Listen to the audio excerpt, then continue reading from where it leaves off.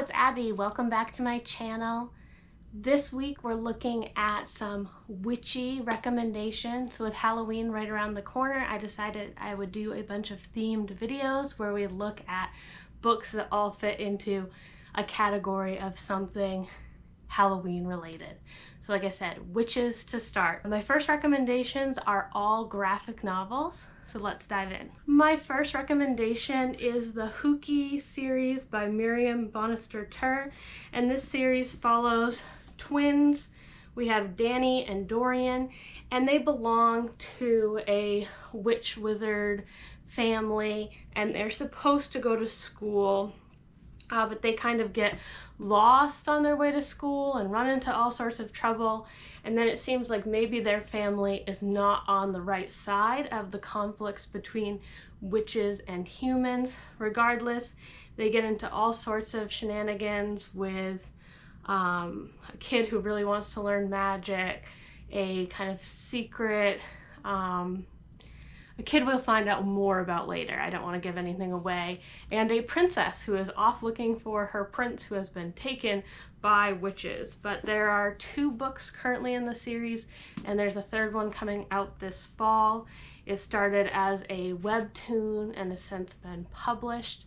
But this is just a really cute, I would say, middle school YA, but enjoyable for everyone. Kind of jump into witches. The panels all sort of just follow a certain color scheme, so some of them are more like black and pink, others are more greens and browns depending on what characters we're following, but overall the illustrations are just really cute, and the kind of brother-sister dynamic is adorable. Next we have The Witch Boy by Molly Knox Ostertag, and I guess this is also a series. This year I need to pick up the next one because I was not aware of that. But this follows young Aster, whose family has magical abilities, but he's told that only women are witches and that something terrible will happen if you don't follow kind of the rules set by your gender. So he's supposed to be a shapeshifter, but he wants to be a witch. He befriends a girl who's just a regular human girl, who kind of inspires him to just be who he wants to be. And again, they get into all sorts of mischief, which I don't want to ruin for you. But this is a great graphic novel, very colorful and simple art style, like a very chunked out art style, but just a great exploration of finding yourself and being true to yourself. And I'm excited to check out the other books in the series. This is also middle grade YA, so like 10 to whoever. Then we have Mooncakes by Wendy Yu, Suzanne Walker, and Jamette Gill.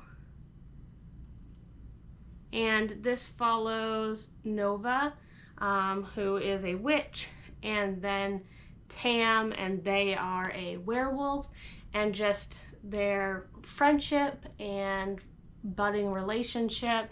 Nova's 2 grandmothers have taken her in after something happened to her family, and Tam, we don't really know much about their family, but the 2 of them set out to help each other, each with their respective issues. I love this book because it has disability rep. Nova is hard of hearing or deaf, and it also has LGBTQ+, with Tam being them, going by they them pronouns, and Nova's grandmothers. So just a cute little cozy romp into witch life. The magic system is not super explained in here, but is very cute and cozy. I would say that's also geared towards more YA. And then I have 2 graphic novels and a comic that I don't actually have. The first one is Mamo by Sass Millage, and this follows Orla, and she has been in like a line of witches for a long time, and her after her grandmother's death, she's trying to kind of find her own way. And then Joe Manello has a poltergeist at her house. And so Orla and Joe team up and are trying to figure out how to get things back the way they're supposed to after Orla's grandmother, Mamo, has died. This collection is 1 through 5. And I'm excited to check out more of the series for this as well. Then we have Unfamiliar, and there's kind of a similarity here. A lot of these witches are either newly witches or don't really know what to expect from being witches, or just bad at being witches. But Unfamiliar by Haley Newsome is about a young girl named Planchette, she's a kitchen witch, and so all of her witch abilities revolve around being good in the kitchen, but she heads to this new town and runs into this wild cast of characters who are all odd and are all like just specifically good at like 1 or 2 things, and it's just a fun read, and is again the first book in a series. And then lastly, I read Season of the Bruja, Volume 1, which had just come out this year. And this follows a young Athalia who works in a paranormal museum. And she kind of jumps into danger without looking, but this means that she can get herself into trouble. Her grandmother is trying to teach her that that's not how you should use your magical abilities. And the abuela ends up having something happen to her, and so Athalia has to figure out kind of what she's meant to do since her abuela didn't finish her training. Again, don't want to get into spoilers, so I'm just going to leave it there. And then the last graphic novel recommendation is Crumbs, which follows Ray and Lori, and Ray has been going to this sweets and coffee shop for a long time, and she wants to move up and be high up in the magic order, and he wants to be a musician. She is a witch who's not able to see the future, but to see things how they are right now, so she knows if like he's hiding things from her. She does this by touching people, and their just relationship. I would say this is YA, but also adult, because they're in that sort of first steps, like you're just finishing school and you're trying to decide what you want to do with your whole life, and just really cute. This one also started as a webtoon, and the illustrations are beautiful. And I like the use of technology in this, with their little phones almost being like little people. Just a very cute, cozy read for the fall. The next 2 are not graphic novels, but they are manga. So I only have the second one with me right now, but the Witch Hat Atelier series is so good. Like, I wish I had this growing up. Coco, this is not Coco. So Coco wants to be a witch, but she doesn't think humans can do magic. And then she finds out through these different circumstances that actually you can learn magic, that it's something where you draw or write and then say these things, and that witches and wizards can't allow anybody to see what they're doing, because then the secret would get out. But the series follows these young girls who are apprentices, and there's something going on where there's this different group of practitioners who are doing something bad, and it seems like Coco may have run into them when she was young, and that's why she's heard about magic. So instead of wiping her mind, they're kind of trying to use her to find these other people. And the story is just amazingly detailed in the magic system and how different spells do different things, and all the illustrations are both intricately drawn and just beautiful. This is just an amazing manga series that you should get into if you're all interested in witches. All of these are hard to talk about because I don't want to give away any spoilers, but I'm 3 through at this point, and I'm going to pick the 4th one up soon. I think there are 9 out currently. Don't quote me on that. Something like that, though. The next one is also a manga, and this is the Apothecary Diaries. So Momo is not a witch, but she does stuff with herbs. She's kind of like a doctor or medicine woman or a witch, but she is brought in to the palace through slavery. Like, she's just stolen and brought to the palace, but she starts to work her way up because of her knowledge of herbs. I am currently reading the 3rd one. The 1st and 2nd one are in storage right now, but the story is a lot of like court politics and things like that, and then she's trying to find her place within it. The illustrations in this are beautiful, and it's just a really quick and quirky read. I like all of the different characters and her part within the kind of hierarchy that is the palace and moving her way up. Another manga recommendation is Witch Watch, which follows a young witch and a young orc, and he's challenged by his father to take care of her because her mother has said some sort of premonition that something's going to happen to her.